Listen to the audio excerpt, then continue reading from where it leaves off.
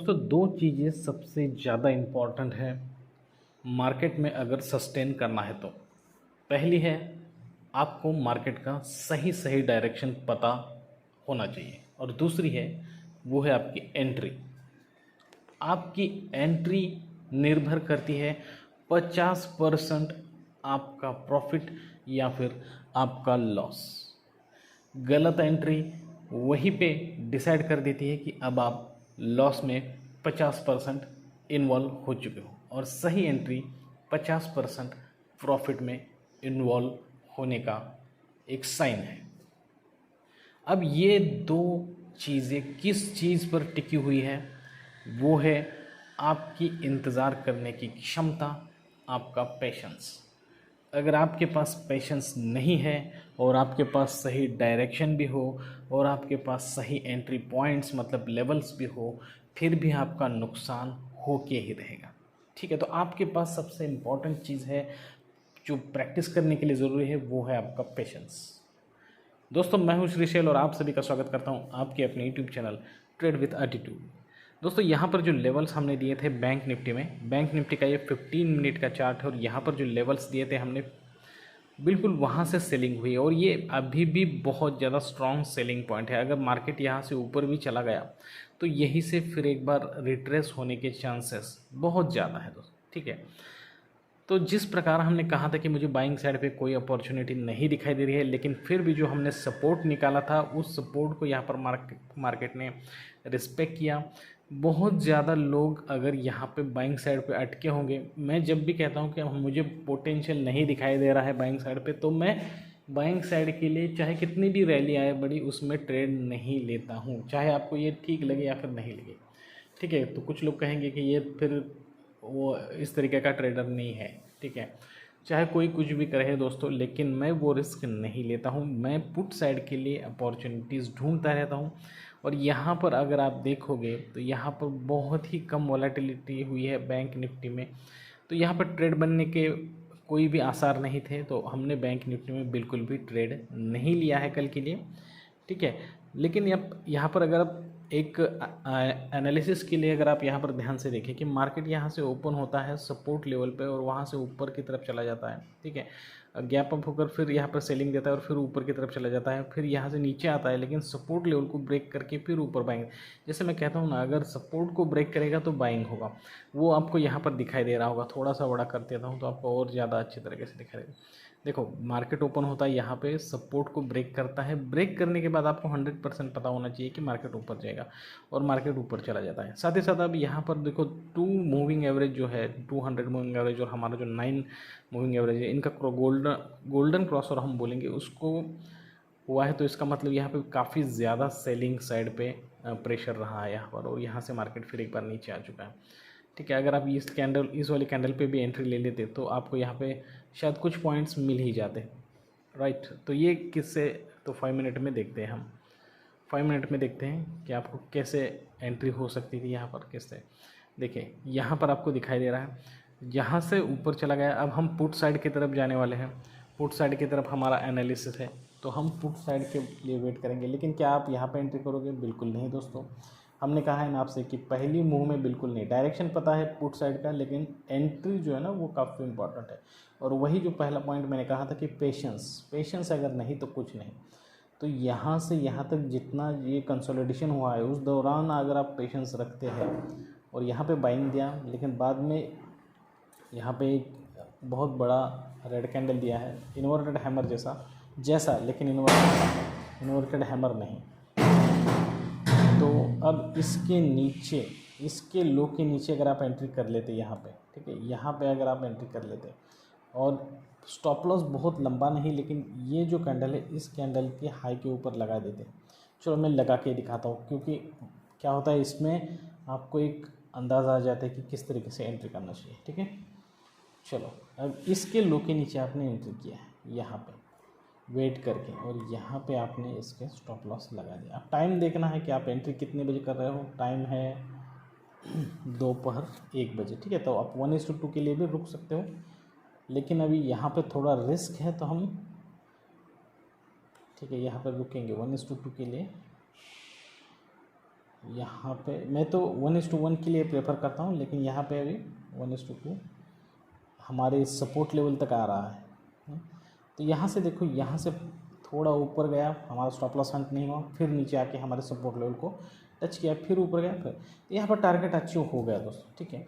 और आपको एक मैं चीज़ बताऊँ, आप इन द मनी में ट्रेड करना सीखिए, इन द मनी में। जैसे कि यहाँ पे अगर आपने ले लिया है 44,100 चालू था, तो अब 44,200 का पुट लेना। इससे क्या होता है कि उसका जो प्रीमियम का डीके है वो कम होता है और उसका डेल्टा ज़्यादा होता है। तो इसकी वजह से अगर समझो इस तरीके के मूव भी आ गए, आपके एंट्री के बाद थोड़ी बहुत बाइंग भी दिखा दी, तो आपका प्रीमियम डीके कम होगा और आपको कुछ ना कुछ पॉइंट मिलेंगे, या फिर आप ब्रेक इवन पे निकल जाओगे। लेकिन अगर आप एट द मनी लोगे या फिर, ठीक है, तो क्या होता है कि आपका जो जिस प्राइस पे आपने ख़रीद लिया है 100 का, ऊपर नीचे होकर आपको 90 पे 95 पे बेच के निकलना पड़ेगा। लेकिन अगर इन द मनी लोगे तो नया 105, 110, 120 इस तरीके के पॉइंट्स भी मिल सकते हैं, ठीक है। और अगर यहाँ से ये रैली नीचे की तरफ कंटिन्यू कर देता, ठीक है, यहाँ से ये रैली अगर नीचे की तरफ कंटिन्यू भी कर देता, तो आपको काफ़ी ज़्यादा यहाँ से नीचे तक पॉइंट्स मिल जाते। तो इस तरीके की आपको सोच रखनी है, एनालिसिस रखनी है। अब दोस्तों ये हो गई बैंक निफ्टी में क्या हुआ। अब हम यहाँ पे देखेंगे कि हमें किस तरीके से नेक्स्ट सेशन के लिए प्लानिंग करना चाहिए। तो उसके लिए हम 15 मिनट में चलेंगे और यहाँ पे आपको बताऊँगा, ठीक है। तो हमारे लिए अब यहाँ पे सपोर्ट रेजिस्टेंस निकालना बहुत इम्पॉर्टेंट है। और आप सभी तो लोगों ने तो देखा ही है कि सपोर्ट रेजिस्टेंस जो हम लोग निकालते हैं ना, वो कितने सटीक तरीके से काम करते हैं। तो ये तो रेजिस्टेंस है हमारा। अब यहाँ से थोड़ा नीचे ले लेंगे, ठीक है। ये हो गया हमारे लिए रेजिस्टेंस। और सपोर्ट जो बन रहा है ना, तो यहाँ पे एक सपोर्ट बन रहा है। अब यहाँ पे मैंने आप सभी लोगों को लेवल्स भी बताऊंगा। मैं आपको लेवल्स का है बताऊँगा। देखो ये एक सेलिंग वाला लेवल है, काफ़ी ज़बरदस्त पावरफुल लेवल है, ठीक है। और यहाँ पर अब ये बाइंग वाले लेवल्स है, वो यहाँ पर एक है, यहाँ पे एक है, और ये लेवल्स भी बाइंग वाले काफ़ी अच्छे हैं। देखिए यहाँ से एक है और यहाँ से एक है। अब मैं आपको एक चीज़ यहाँ पे इम्पॉर्टेंट चीज़ बताना चाहूँगा। मैक्सिमम टू मैक्सिमम मार्केट अगर ओपन होता है मंडे को यहाँ पे और इस तरीके से कंसोलिडेट कर रहा है इसके नीचे जाके, और तो यहाँ से ऊपर बाइंग देगा, फिर नीचे अगर नहीं आ रहा है तो आप बिल्कुल कॉल साइड पे जा सकते हो। लेकिन जिस तरीके से मैंने पेशेंस की बात की है, प्रॉपर सिग्नल मिलने के बाद ही आपको उसमें, मतलब सेकंड चांस मिलने के बाद ही एंट्री लेनी है। जैसे कि यहाँ से ऊपर गया तो ये फर्स्ट चांस हो गया, और दोबारा से ऊपर गया तो ये सेकंड चांस हो गया। तो सेकंड चांस में एंट्री लेने की कोशिश करना है। देखो हमारे लिए क्या सिर्फ बैंक निफ्टी एक स्क्रिप्ट नहीं है, आप निफ्टी में भी ट्राई कर सकते हो। अगर आपको बैंक निफ्टी में इस तरीके से कोई चांसेस नहीं मिल रहे तो आप निफ्टी में जाकर इस तरीके से चांसेस ढूंढ सकते हो, या फाइन निफ्टी में ढूंढ सकते हो, या फिर किसी स्टॉक ऑप्शन में भी ढूंढ सकते हो, ठीक है। तो बस ये एक एनालिसिस सभी के लिए लागू पड़ता है। और इसके नीचे स्टॉप लॉस लगाकर आप 1:2 रेशो ले सकते हो। ये कॉल साइड के बारे में बताया। अब इसमें एक और चीज़ मैं आपको यहाँ पे बताऊँगा। देखिए जो लेवल्स मैंने दिए हैं, अगर गलती से भी इन लेवल्स को काट दिया जाए और ऊपर नहीं आ रहा और यहाँ से नीचे जा रहा है, तो आपको बहुत ज़्यादा सेलिंग देखने को मिलेगी, ठीक है। शॉर्ट कवरिंग जो बोलते हैं ना, वो इस तरीके की सेलिंग आपको यहाँ पे देखने को मिल सकती है। अभी आपको थोड़ा सा और बताऊंगा। अब ये अगर समझिए यहाँ से मार्केट नीचे गिरने लगे, ठीक है, तो जा कहाँ तक सकता है, फाइनली कहाँ पे जाके रुकेगा, और आपकी एंट्री कहाँ पे होनी चाहिए। तो इसीलिए तो लेवल इंपॉर्टेंट है। और मैं जो कहता हूँ ना कि लेवल्स पे ही एंट्री करना है। यहाँ पे बहुत ज़्यादा बाइंग का एरिया है, बहुत ज़्यादा। मतलब अगर समझो मंडे को मार्केट गैप डाउन ओपन होता है इस तरीके से नीचे, और यहाँ से बहुत ज़्यादा सेलिंग हो रही है, तो डरने की बात नहीं है। मार्केट को देखते रहना है, मार्केट में एंट्री नहीं करना है। इस लेवल पे आने के बाद जो बाइंग होगा या फिर कंसोलिडेट होगा, उसके बाद ऐसे ऊपर आएगा, फिर नीचे नहीं आ रहा, ऊपर जा रहा, तब यहाँ पे स्टॉप लॉस लेकर आराम से जा सकते हो। मार्केट काफ़ी ऊपर जाएगा उसके बाद, ठीक है, इसके नीचे नहीं जाएगा, ये गारंटी है। लेकिन उसके लिए सेकंड चांस ढूंढना है आपको, फर्स्ट चांस में नहीं लेना है, ठीक है।